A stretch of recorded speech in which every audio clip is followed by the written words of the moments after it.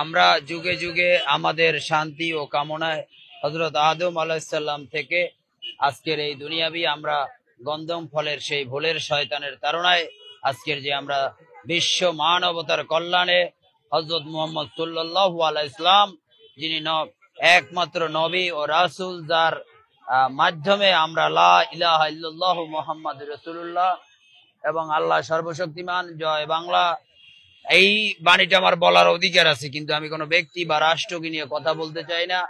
আমি বিশ্ব মানবতার শান্তির দূত হযরত মুহাম্মদ সাল্লাল্লাহু আলাইহি সাল্লামের আনুষ্ঠানিক যে জন্ম না হলে হয়তো বা পৃথিবী সৃষ্টি হতো না, এমনও মতবাদ আছে।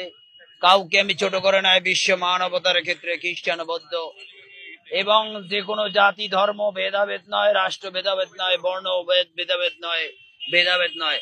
আজকের আমরা যে দেশকে সুদ ঘুষ মুক্ত রাখতে চাই, সেখানে একটা রাষ্ট্রের প্রধান যিনি দীর্ঘদিনে তাদের কালিমা লেগে এসেছে।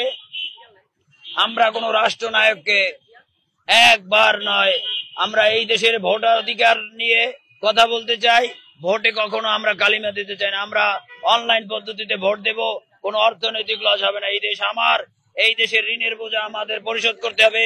আমরা কোন ব্যক্তিকে আর খাটো করে দেখবো না। বঙ্গবন্ধু সহ জিয়াউর রহমান, এরশাদ, কাউকে খাটো করে দেখবো না। আমরা সবাইকে শ্রদ্ধা জানিয়ে আজকের মতো এখান থেকে শপথ করি, আমরা মহান আল্লাহ পাক রব্বুল আলামিনের অশেষ আমাদের হযরত মুহাম্মদ সাল্লাল্লাহু আলাইহি ওয়াসাল্লামের আদর্শের দল এবং আমরা বাঙালি চেতনার বাঙালি উদ্দীপনা এবং মুসলিম ইসলামী চেতনা সকল ধর্মের সাথে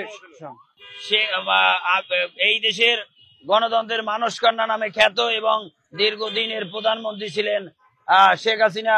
তিনি আজকের পালিয়ে গেছেন, কথাটা ভিন্ন। তিনি তার রিফিউজি হিসাবে ইন্ডিয়ায় আছেন। তিনি এই দেশের তার আত্মপক্ষ সমর্থন করে এই দেশে বিচারের মুখোমুখি হন।